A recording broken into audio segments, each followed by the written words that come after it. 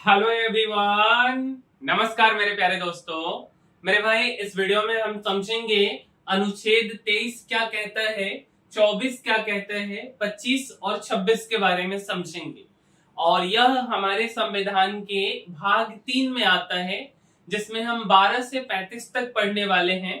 तो मेरे भाई, हमने अनुच्छेद 22 तक आपको बता दिया है। आज हम 23 से शुरुआत करते हैं। तो समझिए कि 23 क्या कहता है। मेरे भाई, अनुच्छेद 23 जो है, मानव तस्करी और जबरदस्ती अगर हम किसी से मजदूरी करवाते हैं, जबरन मजदूरी करवाते हैं, तो उस पे प्रतिबंध लगाता है। ठीक है। जैसे लेटेस्ट सपोज मान करके चलिए, यह हमारे देश की एक नागरिक है। ठीक है। और कहीं पे जाती है ये जॉब करने के लिए, और इससे 10 घंटे काम करवा लिया जाता है। और इसके बाद मैडम को बोला जाता है कि मैडम, आपको पैसा नहीं मिलेगा। ठीक है। 10 घंटे काम भी कर रही है मैडम, और साथ साथ इन्हें पैसा नहीं मिलेगा। तो यह हमारे अनुच्छेद 23 का उल्लंघन है, आर्टिकल 23 का उल्लंघन है। और इसके लिए मैडम को कुछ अधिकार मिला है, जिस अधिकार के तहत जो है इन्हें पैसा दिया जाना होगा। समझिए क्या क्या कहता है हमारा अनुच्छेद 23। तो अनुच्छेद 23 सबसे पहले कहता है कि फोर्स्ड लेबर, मतलब जबरदस्ती आप किसी से काम नहीं करवा सकते हो। ठीक है। जबरदस्ती जो है, आप बोलो कि नहीं भैया आपको काम करना ही है, तो यह बिल्कुल सरासर गलत है। यह अपराध की श्रेणी में आ जाएगा कि हम जबरदस्ती किसी का काम करवाएंगे। अच्छा, दूसरा क्या कहता है? तो दूसरा कहता है मानव तस्करी, जिसे हम ह्यूमन ट्रैफिकिंग कहते हैं। क्या कहते हैं? ह्यूमन ट्रैफिकिंग मीन्स की मानव तस्करी। तो मानव तस्करी जैसे होता है ना, कि कोई बिहार का कोई आदमी है, इसे ले जाकर के बंगाल में, महाराष्ट्र में किसी ऐसे जगह पे बेच दिया जाए जहां से वह आ नहीं सके। डेट मीन्स यह ह्यूमन ट्रैफिकिंग है। खास करके महिलाओं के केस में ये चीजें ज्यादा देखने को मिलता है कि इस राज्य से उस राज्य में, उस राज्य से उस राज्य में लेकर के चले जाते हैं ना। जैसे किसी राज्य में, बिहार वहार में कल्चर है, कुछ उत्तर प्रदेश में ऑर्केस्ट्रा का, डांस का कल्चर है, तो वहां पे महिलाओं का गर्ल्स ट्रैफिकिंग करके फिर इधर से उधर, उधर से उधर करते रहते हैं। तो ये चीज आर्टिकल 23 का उल्लंघन है। और अगला क्या कहता है कि अगर ऐसा काम कोई भी करेगा, अगर यह काम कोई भी करेगा तो उसे सजा मिलेगा, वह अपराध की श्रेणी में आएगा। तो एक बार अगर हम फिर से रिकॉल करना चाहें, तो आर्टिकल 23, अनुच्छेद 23 क्या कहता है कि किसी से आप जबरदस्ती मजदूरी नहीं करवा सकते हैं। क्या कहता है? किसी से जबरदस्ती मजदूरी नहीं करवा सकते हैं। और मानव तस्करी पर प्रतिबंध है। धीरे धीरे जब सुधार हुआ, तो इसमें बंधुआ मजदूरी के को भी प्रतिबंधित कर दिया गया है। बंधुआ मजदूरी वो चीज होता है जब क्या किया जाता है, किसी को इस देश से दूसरे जगह पे या इस राज्य से दूसरे राज्य में ले जाया जाता है, और वहां पे जो है बेसिकली बंधुआ मजदूर की तरह जो है काम करवाया जाता है, कि उसको बिना पैसा दिए हुए आप काम करवा रहे हैं, या शुरुआत में इतना पैसा दे दो कि वह चुका ना पाए और उससे ब्याज लेना शुरू कर दो, उस ब्याज के बदले उससे काम करवाते रहो। डेट मीन्स बंधुआ मजदूरी। जैसे आप देखिए, ये जो लोग हैं मेरे भाई, ट्रक में बैठे हुए हैं, ये सब एक तरह से बंधुआ मजदूरी इनसे करवाया जा रहे हैं। ठीक है। जब हमारा अनुच्छेद 23 जो है, बेसिकली जब 26 जनवरी 1925 को, 26 जनवरी 1925 को जब हमारा संविधान लागू हुआ, तो उस समय केवल दो बात हमारा संविधान कहता था। संविधान का अनुच्छेद 23 कहता था कि मानव तस्करी और जो है जॉब से रिलेटेड चीजें, कि किसी से आप जबरदस्ती बंधुआ मजदूरी जो है आप नहीं करवा सकते। ठीक है। Sorry, human trafficking. धीरे धीरे ये वाला जो चीज है, ये ह्यूमन ट्रैफिकिंग से मानव तस्करी के बाद में जो है कि ये चीजें बदलते चला गया, बेकार होते चला गया। ठीक है। समय समय पर इसमें सुधार हुआ है। सबसे पहला जो सुधार हुआ है वह 1976 में हुआ है, और इसमें बोला गया है कि बॉन्डेड लेबर सिस्टम, बॉन्डेड का मतलब बंधुआ मजदूरी होता है, तो bonded labour system abolition act 1976 है, मतलब बंधुआ मजदूरी को पूरी तरह से खत्म कर दिया गया है।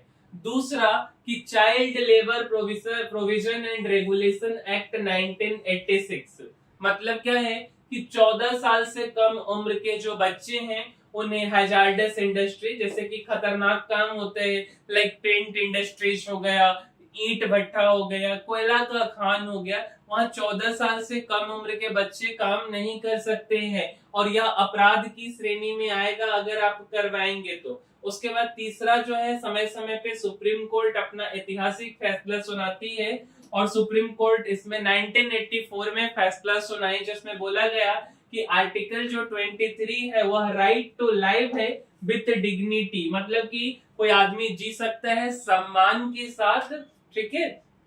तो इसके कारण आप ये सब जो हरकतें हैं वे नहीं करवा सकते।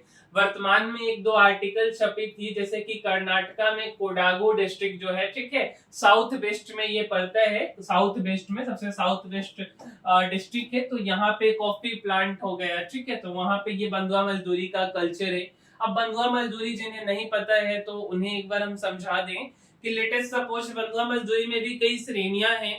जैसे एक श्रेणी क्या है कि आपको कोई पैसा दे दे या पैसा इतना दे दे जितना पैसा आप सधा ना पाओ, या कुछ जमीन दे दे, बदले में आप उनके यहाँ काम करेंगे, कल होकर के आपके बाल बच्चे आल औलाद होंगे वे उनके यहाँ काम करेंगे, और ये तब तक चलते रहेगा जब तक कि आप पैसा न सधा दो। साथ साथ पैसा का इंटरेस्ट भी चलते रहता है, तो इसे पूरी तरीके से खत्म कर दिया गया है। और यह जो है बेसिकली एक्चुअल में जो खत्म हुआ है वो कब हुआ है, तो 1976 में हुआ है। 1976 में इसको बोला गया कि भाई अगर आपने किसी को पैसा दिया है ब्याज पे और उससे बंधुआ मजदूरी करा रहे हैं, वो सारा कुछ लोन वहीं पे माफ हो गया और अब से ये कल्चर नहीं है, आप अपने मर्जी से कमाइए, कमाने के बदले आप पैसा लीजिए, ठीक है। बट फिर भी कुछ जगहों पे चोरी छिपी ये काम चलता है, जैसे कर्नाटक के कोडागो जिले में। अगर हम चले जाए तेलंगाना, तो तेलंगाना में जो नगर कुरनौल जिला है, ठीक है, वहां पे मछली पकड़ने का काम होता है, तो 38-39 लोगों को वहां से जो है आजाद कराया गया था। तो आर्टिकल 23 आपको समझ आ गया। अब बात करते हैं आर्टिकल 24 के बारे में। आर्टिकल 24 बाल श्रम से रिलेटेड है, चाइल्ड लेबर पर रोक लगाया गया। लेटेस्ट सपोज जो ये प्यारे प्यारे छोटे से बच्चे हैं, ये जो बच्चे हैं अगर इनको पढ़ने की बजाय पटाखा फैक्ट्री में पटाखा बनाने के लिए भेज दिया जाए, ठीक है, या ईंट भट्टे में ईंट को पाथने के लिए भेज दिया जाए, तो फिर ये पढ़ाई नहीं कर पाएंगे। हमारे देश के भविष्य है ये, और हमारा देश जो है धीरे धीरे पीछे जाते चला जाएगा और इनका जो अपना अधिकार है ये अधिकार का भी हनन होगा। तो बेसिकली जब बाली अवस्था में हैं, छोटे छोटे बच्चे हैं, तो यह मजदूरी ना करें, इन चीजों से जो है कि प्रोटेक्ट करता है हमारा अनुच्छेद 24 कि भाई आप पढ़ाई के लिए अभी फिलहाल आप पढ़ाई करो, बाद में जो जैसा होगा उस हिसाब से काम किया जाएगा जब आप मन से नहीं पढ़ोगे। तो बोलता है कि 14 साल से कम उम्र का कोई भी बच्चा, क्या बोलता है 24 की 14 साल से कम उम्र का कोई भी बच्चा किसी भी फैक्ट्री, जैसे कि अगर हम माइंस की बात कर ले, फैक्ट्री, माइंस या कुछ हैजार्डस वर्क, ठीक है, तो इसमें नियोजित एम्प्लॉयड नहीं किया जाएगा। हालांकि कुछ छूट भी है इसमें कि 14 साल के बच्चे, मान लो कि आपके पिताजी दुकान चलाते हैं, अब पिताजी को भूख लगी है, पिताजी दोपहर में खाना खाने जा रहे, तो उस केस में आप दुकान पे कुछ समय के लिए बैठ सकते हैं। ऐसा कुछ छूट है। घर के कामों में आप हाथ बटा सकते, बशर्ते कि आपका घर का काम कोयला खदान वाला नहीं होना चाहिए या कुछ इस तरीके का हजार्डस इंडस्ट्रीज नहीं होना चाहिए जिसमें आप मजदूरी करने चले जाओ। तो स्वाभाविक सी बात है कि ऐसा नहीं होगा। लेट सपोज कि ये इंडस्ट्री है, गन्ना मिल है, ठीक है, तो क्या इसमें हम काम करा देंगे 14 साल से कम के बच्चे को? नहीं। ये कोयला माइंस है, बच्चा जाएगा यहाँ पे काला हो जाएगा, पढ़ाई लिखाई तो साथ में दूर गया, तो इधर हम नहीं काम कर सकते। बीरी इंडस्ट्री है ना, बीरी जो होता है तो बीरी बनाने में, इसके बाद पटाखा इंडस्ट्री या जो है आपका पेंट इंडस्ट्री, तो इन सब जगहों पे हम 14 साल से कम के बच्चे को काम नहीं करवा सकते हैं और यह हमारा संविधान 24 यह अधिकार देता है। अब बात करते हैं हम आर्टिकल 25 के बारे में। तो 25 आपके धर्म से रिलेटेड है, रिलीजन का फ्रीडम देता है। जैसे लेटेस्ट सपोज मान करके चलो कि ये जो मैडम है, ठीक है, ये मैडम मान के चलो इसका कभी मन करता है कि मुस्लिम धर्म अपना ले, या मन इसका कर जाए कि हम हिंदू धर्म से हो, मान के चलो कि ये फॉरेनर है, ठीक है, किसी दूसरे देश से भारत में काफी दिनों से आई है और भारत का नागरिकता ले ली, ठीक है। उसके बाद इसका मान के चलो कि मन करता है मुस्लिम बन जाए या हिंदू बन जाए या कुछ भी बन जाए, XYZ सिख ईसाई जो भी इनको बनना है, बट सरकार बोले कि नहीं देखिए मैडम बात ऐसी है कुछ कि आप हमारी बातें को समझिए और हमारे देश में हिंदुत्व है, हिंदू कल्चर है, तो आप अगर हमारे देश में आएंगी तो केवल हिंदू बनेंगी।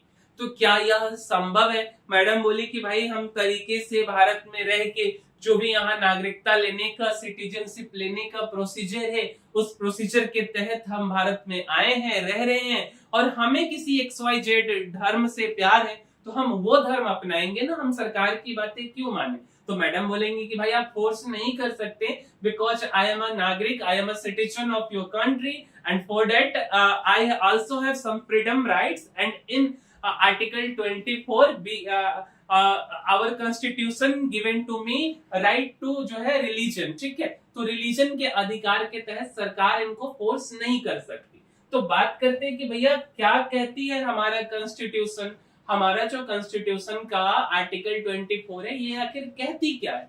तो सबसे पहला कहती है कि आप कोई भी धर्म, इसको प्रोफेस बोलते हैं, उस धर्म को आप चुन सकते हैं, कोई भी धर्म को आप चुन सकते हैं। दूसरा 3 बात इसमें कहा जाता है कि जो आप पूजा पाठ करते हैं उस धर्म के अकॉर्डिंग रिलीजियस प्रैक्टिस आप कर सकते हैं, उस धर्म के अकॉर्डिंग। और तीसरा कि जो धर्म का आपका विचार है उस विचार को फैला सकते हैं, प्रोपागेट कर सकते हैं। तो आर्टिकल 25 3 बात कहता है कि कोई धर्म आप अपना सकते हैं, उस धर्म का प्रैक्टिस कर सकते हैं और धर्म के विचारों को प्रोपागेट कर सकते हैं, ठीक है, ये बातें कहती है। लेकिन एक बात ध्यान में रहे कि इससे कोई मतलब किसी गैर जिम्मेदाराना हरकत, देश के एकता, अखंडता या ऐसा कुछ नहीं होना चाहिए, मोरालिटी, इन सब चीजों पे प्रभाव नहीं जाना चाहिए। तो एक बार बताते हैं कि क्या कहा 25 धर्म की स्वतंत्रता में, कि हर व्यक्ति को यह अधिकार है कि वह अपनी मर्जी से किसी भी धर्म को मान सकता है, उसका पालन प्रैक्टिस कर सकता है और उसका प्रचार प्रोपागेट कर सकता है। अब आप किसी को ऐसा नहीं कि जबरन आप धर्म जो है कि बोलेंगे कि भैया तुम ये धर्म अपना लो, ये चीजें नहीं कर सकती। लेकिन यह स्वतंत्रता मतलब कि पब्लिक ऑर्डर, जैसे कि कानून व्यवस्था है ना, उसके बाद मोरालिटी, नैतिकता, जैसे कि बहुत से धर्म में क्या होता है कि बलि दिया जाता है, कहीं पे बकरा का बलि, कहीं पे कोई भी चीजों का। बहुत समय शायद पहले मानव बलि भी दिया जाता रहा होगा, तो हम किसी के मानव का बलि नहीं दे सकते हैं। कोई ऐसा हम काम ना कर दे जिससे किसी लोग के स्वास्थ्य पे बुरा असर पड़े, तो हेल्थ रिलेटेड जो चीजें हैं, जन स्वास्थ्य के अधीन ऐसा कोई काम ना करे। मतलब सिंपल भाषा में बोला जाए तो आप ऐसा काम कीजिए जिससे किसी को परेशानी ना हो, ठीक है। और जैसे इस बात को ऐसे भी आप समझ सकते हैं, लेट सपोज एक बगीचा है, ट्यूलिप गार्डन है, अब यहाँ पे पीला फूल भी है और लाल फूल भी है और ग्रीन ग्रास भी है, इधर उससे भी ज्यादा लाल है, ये मैरून कलर है ना। तो ये जो भी फूल है हर किसी का साइज अलग है, ये छोटे साइज के हैं, ये बड़े साइज के। लेकिन अगर आप देखेंगे इधर के फूल अलग कलर के हैं, नीला, व्हाइट, ठीक है, बट हर किसी को सूर्य की रोशनी समान मिली है, पानी समान मिला है, लेकिन इनका अपना जो गुण है, अपना जो नेचर है, इनके सीड में जो चीजें हैं उसके अकॉर्डिंग ये जो है कि अपने कलर को, अपने शेप को, अपने साइज को डिसाइड किए। कोई इनके ऊपर जबरदस्ती नहीं बोला गया कि ये फूल तुम सारे को लाल ही रहना है, तुम सारे को काला ही रहना है, ऐसा तो जबरदस्ती नहीं किया गया ना। तो सेम टू सेम इस फूल को आप मानिए कि अलग अलग धर्म के लोग हैं, कोई हिंदू है, कोई मुस्लिम है, कोई सिख है, कोई ईसाई है, और जो है उन सबको अपना अधिकार है कि भैया तुमको जो धर्म मन हो उस धर्म को तुम मानो, उसके हिसाब से पूजा पाठ करो और उसके विचारों को जो है कि आगे तक फैलाओ। लेकिन इस बात का यह मतलब बिल्कुल नहीं है कि किसी के ऊपर जबरदस्ती अपने धर्म को हम थोप दे। समझ आ गया क्या यह बात? चलिए अब अगला बात करते हैं अनुच्छेद 26 के बारे में। अनुच्छेद 26 क्या कहते हैं कि धार्मिक जो संस्था है उसकी स्वतंत्रता देती है। लेट अस सपोज कि एक मंदिर है, मान करके चलिए कि ये मंदिर है ना, बिरला मंदिर के नाम से ये फेमस है। तो ये जो बिरला मंदिर है अब इस मंदिर के बारे में बोला जाए, सरकार कहती है कि देख भाई, बिरला मंदिर चाहे बनवाया कोई भी हो, रूल रेगुलेशन हमारा चलेगा, मंदिर का कुछ कमाई होगा तो यह पैसा हमारा होगा, और मतलब सारा कुछ सरकार इसमें अपना दखल अंदाजी करने लगे, तो यह गलत बात है, ऐसा नहीं होना चाहिए। फिर तो हर एक धर्म को जो है, हर एक मंदिर को, हर एक समुदाय के जो मतलब जो सर्वोच्च स्थान है उसको सरकार कंट्रोल करने लगेगी। तो इन चीजों को कौन बचाता है? हमारा आर्टिकल 26 अनुच्छेद 26 बचाता है। 4 बात को अनुच्छेद 26 कहता है। क्या कहता है? कि धार्मिक संस्था स्थापित करने का जो है आपके पास अधिकार है। आर्टिकल 26 सबसे पहला बात कहता है कि आप जिस भी धर्म से हैं उस धर्म के संस्था को स्थापित करने का अधिकार है। दूसरा क्या कहता है? दूसरा कहता है कि धार्मिक कार्य स्वतंत्र रूप से आप कर सकते हैं। आपका जो भी धर्म है, हिंदू, मुस्लिम, सिख, ईसाई, उसका जो भी पर्व त्योहार आता है उसको आप स्वतंत्र रूप से कीजिए। तीसरा कि अगर मंदिर में कुछ दान पैसा वैसा आ गया अच्छा खासा तो उससे आप संपत्ति अर्जित कीजिए, उसका प्रबंधन करने का अधिकार है। और चौथा क्या कहता है? कि अपने धर्म के अनुसार परोपकारी और धार्मिक कार्य कीजिए। जैसे मान के चलिए कि पंजाब में बाढ़ आ गया, अब कोई सिख धर्म से हैं तो वे लोग पैसा जमा कर करके क्या करेंगे? फिर उसको ले जा करके पंजाब भेजेंगे। वैसे ही मतलब यह एक तरह का धार्मिक कार्य है। तो ये सारा कुछ हमारा संविधान 26 कहता है कि आप ये काम कर सकते। सिंपल भाषा में बोला जाए तो एक बगीचा है, मान के चलो, उस बगीचा में बहुत से पेड़ लगे हुए हैं, ठीक है, बहुत से पेड़, मान के चलिए कि 3-4 पौधे लगे हुए हैं। तो मतलब यह हमारा संविधान कहता है कि देखो, हर पौधा को समान पानी, समान धूप, सब कुछ मिलेगा, बट बस ध्यान रहे कि दूसरे पौधे से पहले वाले को डिस्टर्ब ना हो जाए। तो यही हमारा आर्टिकल 23, 24, 25, 26 हमने आपको समझाया है। एक बार हम रिवीजन करेंगे कि आखिर आर्टिकल 23 क्या कहता है। तो अनुच्छेद 23 आपका कहता है कि जैसे बंधुआ मजदूरी हो गया, उसके बाद फोर्स्ड लेबर हो गया, ये सब चीजें हम नहीं करवा सकते हैं किसी को। दूसरा क्या कहता है? आर्टिकल 24 क्या कहता है? कि 14 साल से कम का जो बच्चा है उसको जो है आप फैक्ट्री में या हजार्डस इंडस्ट्रीज में आप नहीं लेकर के जा सकते हैं, मतलब वहां पे उसको एम्प्लॉयमेंट नहीं मिलेगा।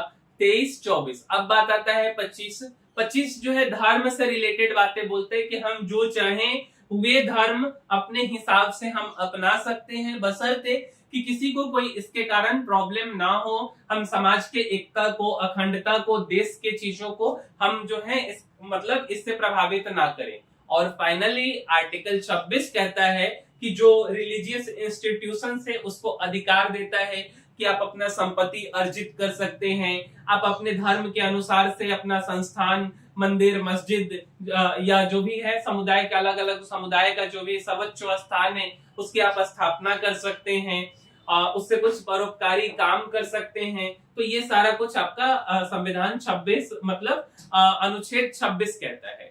तो इस वीडियो में इतना ही। उम्मीद करते हैं कि आपको यह समझ आ गया होगा। और अगर आपको हमारा यह वीडियो पसंद आया है, वीडियो अच्छा लगा है, तो इस वीडियो को लाइक जरूर कीजिएगा, साथ साथ हमारे इस वीडियो को शेयर भी कीजिए और चैनल को सब्सक्राइब भी कीजिए। मिलेंगे हम किसी अगले वीडियो में। इस वीडियो में इतना ही, तब तक के लिए धन्यवाद।